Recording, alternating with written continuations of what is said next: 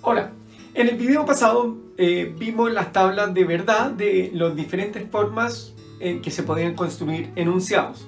En este video vamos a ver algo más interesante, a mi modo de ver, ¿no? Las reglas de la argumentación, es decir, el tipo de estructuras lógicas que son válidas a la hora de argumentar, ¿no?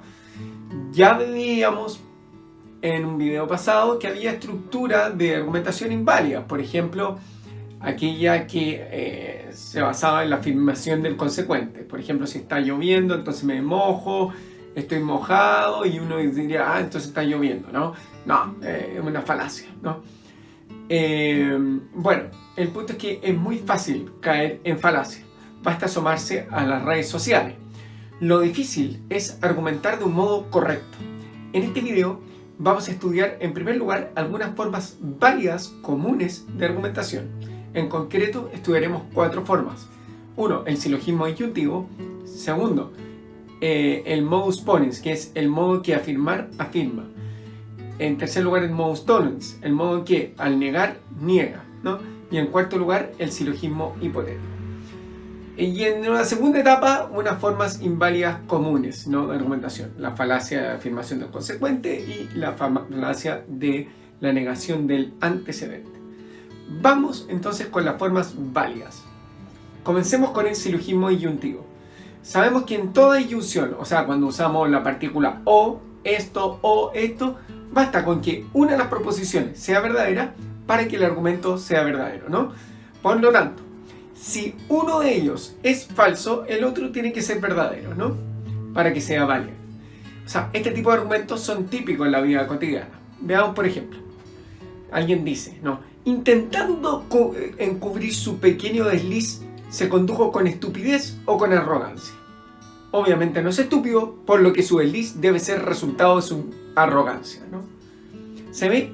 El silogismo disyuntivo tiene entonces la siguiente forma: P o Q, no P, por lo tanto Q. Ahora veamos el modus ponens, es decir, el modo que al afirmar afirma. Si llueve, entonces me mojo. Llueve, conclusión, me mojo. Esto es una estructura típica de argumentación que se formaliza del siguiente modo: P, entonces Q, P, por tanto Q. Bueno, ahora nos toca hablar de otra forma típica válida de argumentar, el modus tollens, el modo que al negar niega. Ya hemos visto que si un enunciado condicional es verdadero, entonces si su consecuente es falso, entonces el antecedente tiene que ser falso. A partir de eso, por ejemplo, digamos, una lectura literal del Génesis nos llevaría a concluir que el mundo no tiene siquiera 6.000 años de antigüedad. Puesto que esto es algo imposible, entonces una lectura literal del Génesis debe ser un error. El argumento se simbolizaría del siguiente modo: P, entonces Q, no Q, entonces no P. Esta forma argumental es normalmente utilizada para determinar la falsedad de alguna proposición puesta en duda. Es la estructura que, según Karl Popper, define la lógica del quehacer científico. En el quehacer científico no se busca probar que las teorías sean verdaderas, sino que son falsas. ¿Cómo? Buscando refutar sus consecuencias.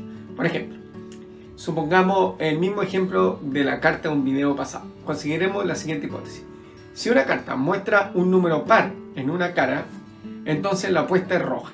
¿Ven? La pregunta es, ¿qué consecuencias de esa hipótesis se deben considerar? Es decir, ¿qué carta necesitas dar vuelta, ¿no?, para falsear esto?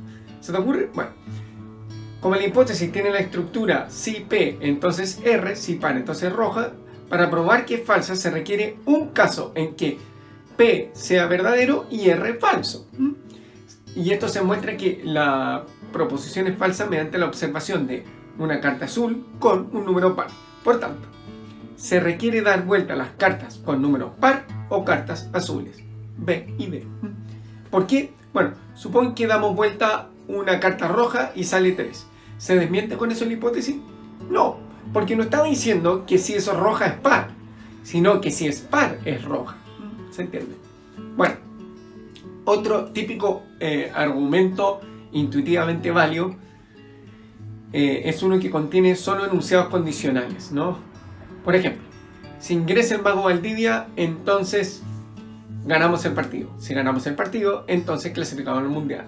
Por lo tanto, si ingresa el mago Valdivia, entonces iremos al mundial. Este es el silogismo hipotético. La forma de este argumento es P entonces Q, Q entonces R, por lo tanto P entonces R. Veamos ahora dos formas inválidas. La primera y más típica es la falacia de la afirmación del consecuente. Si es roja, es par. Es par, por lo tanto es roja. R entonces P. P, por tanto R. O por ejemplo, si alguien es terrorista, entonces odia la democracia.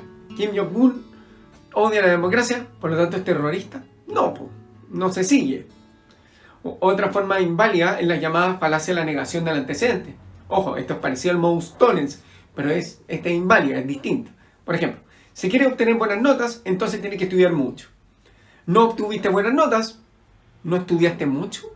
No, lamentablemente a veces uno se puede descuidar estudiando y sacarse un wonderful, como ustedes lo saben, ¿no?